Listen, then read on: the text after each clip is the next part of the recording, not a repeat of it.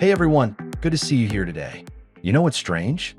Sometimes a company's name is so iconic, you almost can't imagine it struggling. Kodak was one of those names. For decades, it was the go-to for cameras and film, and if you were around back then, chances are you had a Kodak moment in your own family photo albums. But now, this 130-year-old company is warning it may not be able to pay its bills in the next year. And here's something you might not know. One of the most drastic steps it's taking is ending its U.S. pension plan, a benefit that's been part of its identity for generations. This could change things not only for Kodak employees, but also as a sign of how other companies might respond in tough times. So, let's talk about what's really going on, because understanding this could help you spot the warning signs in your own retirement planning and investments. Before we get into it, I'd love to hear from you.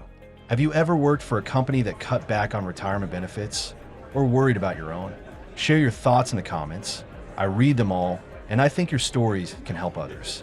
And while you're here, if you find these kinds of discussions helpful, go ahead and subscribe so you don't miss the next one. So, here's where Kodak stands right now. The company has about $500 million in debt coming due in the next year. That's a huge number for a company their size today. The problem is they don't currently have committed financing to cover it.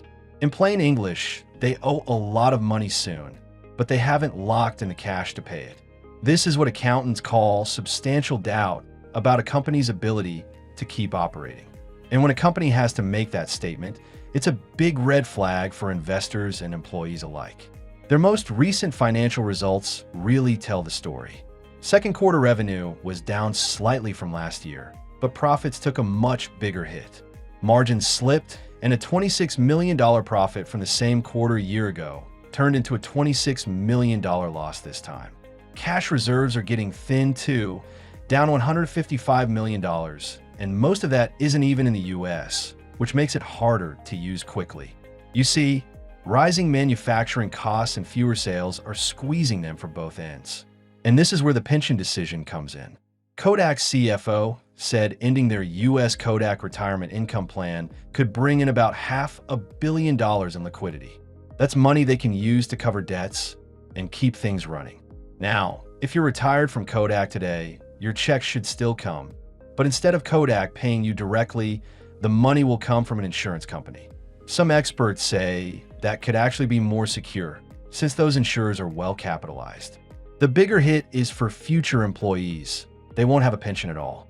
That's a benefit that not only gave workers more security, but also kept them loyal to the company for years. It's important to remember that Kodak isn't the first company to do this, and probably won't be the last. Across the US, pensions have been disappearing for decades, replaced by 401ks and other self-funded retirement plans. The risk is shifting from the employer to the employee. That means planning and saving has to be more intentional on our part. Now, looking at Kodak's history, it's almost hard to believe they're in this position. Founded in the late 1800s, they revolutionized photography with easy-to-use cameras like the Brownie, which sold for just $1.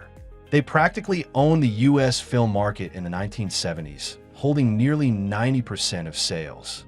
They even invented the first digital camera back in 1975, which sounds impressive, right? But here's the twist. They didn't push it forward because they were worried it would hurt their film business. That decision, along with others like it, set them up for a big fall later. So fast forward to the 2000s, when smartphones started getting better and better at taking pictures. Kodak wasn't ready for that shift. They thought their competition was other camera companies, but it turned out to be tech giants like Apple and Google. By 2012, they were drowning in debt and filed for bankruptcy. Their stock, which was once a staple in retirement accounts, was wiped out. After that, they tried to reinvent themselves. No more consumer cameras. They moved into commercial printing, packaging, specialty chemicals, and even pharmaceutical components. In 2020, they got a huge wave of attention when a government loan deal for pharmaceutical production briefly sent their stock skyrocketing. But that excitement didn't last. Today, one of their few bright spots is their advanced materials and chemicals division. They're making things like industrial films and pharmaceutical ingredients.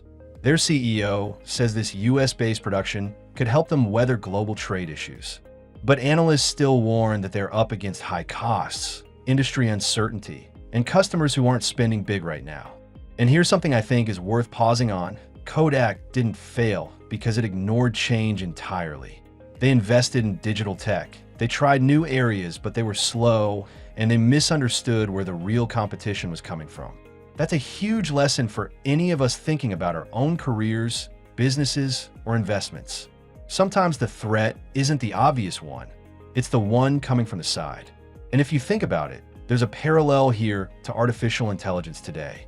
Big tech companies might seem untouchable right now, but just like Kodak, they could be caught off guard by new players they aren't watching closely. For us as individuals, it's a reminder to stay flexible and keep learning, so we're not locked into a plan that could be disrupted overnight.